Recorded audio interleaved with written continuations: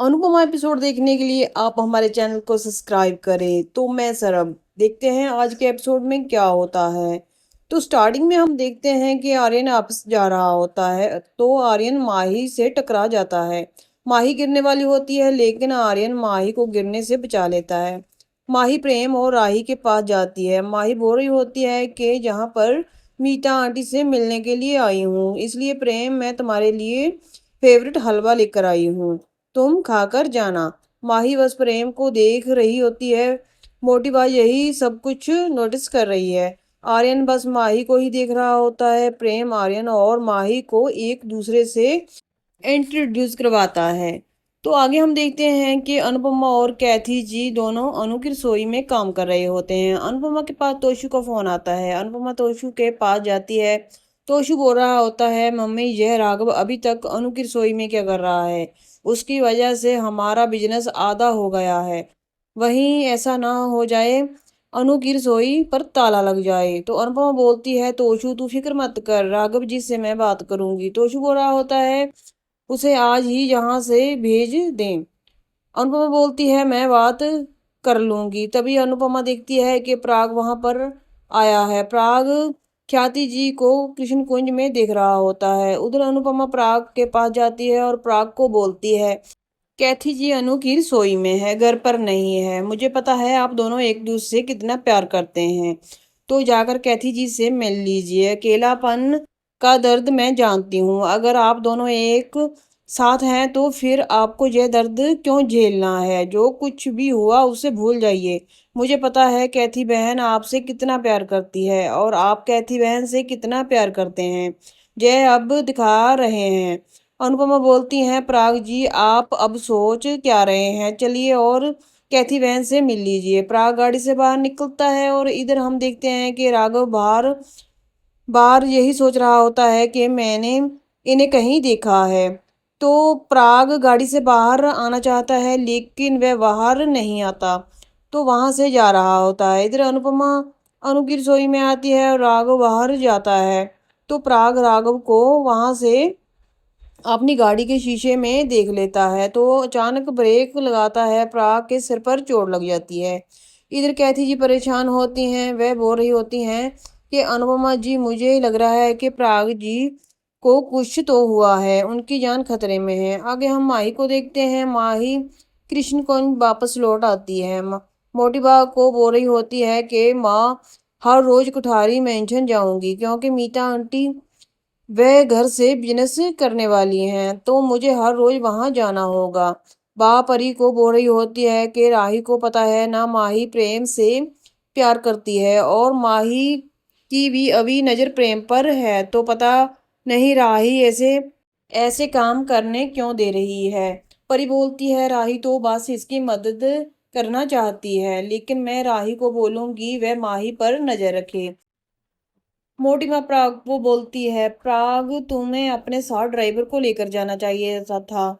तभी वहां पर प्रेम आता है। प्रेम बोल रहा होता है, मैंने ये रिपोर्ट डॉक्टर को दिखाई है, तो डॉक्टर ने बोला है कि कोई भी फ्रैक्चर नहीं है, बस सूजन है। आर्यन बोलता है, पापा आपसे आज से आप अकेले नहीं जाएंगे, आपके साथ मैं जाऊंगा। इधर प्रेम बोल रहा होता है, पापा आपको रेस्ट करना होगा। गौतम बोलता है, डैड आप फिक्र मत करना, बिजनेस को मैं संभाल लूंगा। आर्यन बोलता है, आपको क्यों फिक्र कर रहे हो पापा, आपका बेटा आपके साथ है ना। तो बोटीबा बोलती है, जय तो अच्छी बात है, हमारे एक पोते को घर के बिजनेस में बिल्कुल भी इंटरेस्ट नहीं है, लेकिन हमारा दूसरा पोता हमारे बिजनेस को आगे बढ़ाएगा। प्राग बार बार राघव के बारे में सोच रहा होता है। कैथी प्राग के पास कॉल करती है लेकिन प्राग कॉल पिक नहीं करता। अनुपमा कैथी को समझाती है और बोलती है, रोइए मत, प्राग जी बिल्कुल ठीक है। कैथी बोलती है, अनुपमा जी मुझे अभी के अभी प्राग जी के पास जाना है, मुझे उन्हें देखना है। तो उन्हें कितनी चोट आई है, वह ठीक तो है ना? मुझे उन्हें देखना है, देखे बिना चैन नहीं आएगी। तो आप मुझे वहां लेकर चलो। इधर हम माही को देखते हैं। माही सोच रही होती है कि प्रेम के पास रहने के लिए कुछ भी कर लूंगी। माही आर्यन के बारे में सोचने लग जाती है। इसके बाद हम देखते हैं कि अनुपमा और कैथी दोनों कोठारी हाउस के बाहर ठारी हाउस के बाहर पहुंच जाती हैं तो गार्ड्स उन्हें रोकते हैं तो कहते हैं मैडम हमें माफ़ कर दीजिए, तो हमारी नौकरी का मामला है। तो अनुपमा किसी तरह करके उसको कैथी जी को अंदर ले जाती है। मोटी बा घर के अंदर गंगा जल छिड़क रही होती है, तभी वहां पर कैथी जी आती हैं। मोटी बा बोलती है क्या थी गंगा जल से भी तुम्हारे पाप नहीं धुलने वाले, तुम अभी के अभी यहाँ से चली जाओ। तो कैथी बोलती है प्लीज बा एक बार मुझे प्रागजीत को देखने दीजिए। अनिल बोलता है बा प्लीज भाभी को भाई से मिलने दीजिए, लेकिन मोटी बा किसी की भी नहीं सुनती। अच्छा हुआ तुम यहाँ पर आ गई, हमें तुम्हारा सामान भिजवाना था। अब तुम खुद अपना सामान लेकर चली जाना। मोटी बा बोलती है वैसे भी तुम अपने मायके से कितना ही सामान लेकर आई थी, जितना सामान तुम लेकर आई हो उतना तो अनुपमा की स्कूटी पर ही चला जाएगा। अनुपमा बोलती है लेकिन वह सामान तो आप चाहकर भी नहीं लौटा सकती। मोटिबा बोलती है क्या। अनुपमा बोलती है प्यार इज्जत और कैथी जी ने जो हमेशा आपके परिवार को संभाला है, इन्हें अपने कितने साल इस परिवार को दिए हैं, क्या आप वह लौटा सकती हैं। जय हर कदम अपने बेटे के साथ खड़ी हुई रही हैं। आपके पोता पोती को सके बेटे से भी ज्यादा समझा है। आपने सके बेटे की आपके पोता पोती के लिए इन्होंने छोड़ दिया। जीवन भर प्रेम की नफरत सहती रही, लेकिन कभी भी इन्होंने प्रेम को उनकी माँ की असली सच नहीं बताया। मोटी माँ बोलती है हमारी बहू नहीं है, आज से इसका हमारे परिवार से कोई भी रिश्ता नहीं है। कैथी जी मोटी माँ के सामने हाथ जोड़ रही होती हैं और बोल रही होती हैं प्लीज मुझे एक बार प्राग जी को देख लेने दो। तो प्रेम बोल रहा होता है माँ आप अंदर आइए। तो मोटी बा बोलती है टिंकू। प्रेम बोलता है ये घर माँ का भी है। मोटी बा तभी वहां पर आर्यन आता है। आर्यन बोलता है कि घर में पापा का आगे हम अनु की रसोई का सीन देखते हैं। तो अंश कुछ सामान लेकर आता है, वहां पर राघव भी होता है। अंश बोलता है आपने दवाई ली। तो राघव बोलता है हाँ मैंने दवाई ले ली है, मैं अनुपमा जी को और ज्यादा परेशान नहीं करना चाहता। राघव बोलता है अगर हमें किसी के बारे में कुछ जानना हो तो हम सोशल मीडिया पर आसानी से जान सकते हैं क्या। तो अंश बोलता है हाँ। अंश बोलता है मैं बताइए अभी आपको सर्च कर कर बताता हूँ। तो राघव बोलता है पंखुड़ी मेरी बीबी। इसके बाद राघव को वही सब कुछ याद आता है और राघव फिर से गुस्सा करने लग जाता है।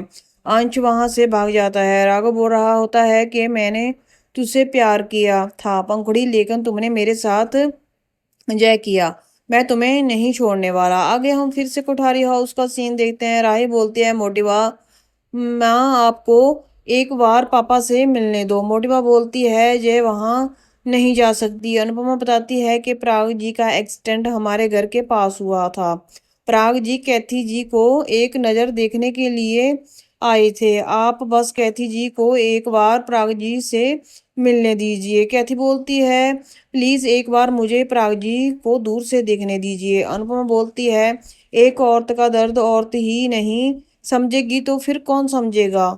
हम देखते हैं प्रेम कैथी के पास जाता है और कैथी का हाथ पकड़ लेता है और वो बोल रहा होता है मोटी बा आपको बुरा लगे या अच्छा लगे, लेकिन मैं माँ को अपने पापा से मिलाने ले जा रहा हूँ। आर्यन बीच में खड़ा हो जाता है। प्रेम आर्यन को दूर करता है और बोलता है तुम्हारा बड़ा भाई हूँ, यह बात हमेशा याद रखना।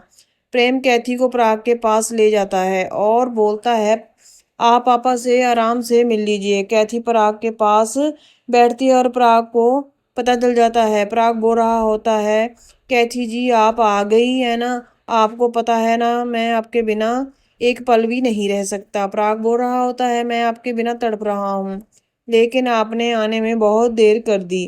तभी प्राग की आंख खुल जाती है और कैथी को अपने सामने देखता है। प्राग बोल रहा होता है आपको यहाँ पर किसने आने दिया, आप यहाँ पर कैसे आ गई। इधर आर्यन रूम के अंदर जाने वाला होता है, तभी प्रेम आर्यन को रोक लेता है और प्रेम बोलता है ना मैं तुम्हारा बड़ा भाई हूँ और अगर छोटा भाई जिद करे तो बड़ा भाई चांटा भी लगा सकता है। प्राग बोल रहा होता है क्या तुम यहाँ से चली जाओ। कैथी तुम यहाँ से चली जाओ, तुम यहाँ पर कैसे आई। प्राग तो आर्यन बोलता है देखो आपकी वजह से पापा की क्या हालत हो गई है।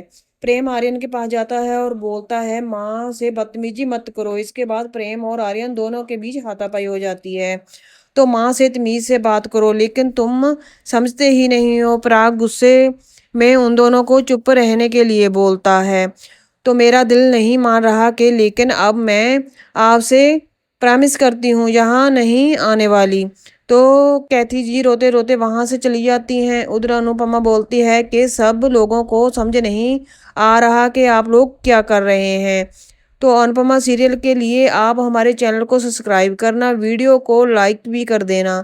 तो कोई हमारी वॉइस में कमी हो तो हमें कमेंट भी कर देना। तो आपका यहाँ तक एपिसोड देखने के लिए बहुत बहुत धन्यवाद।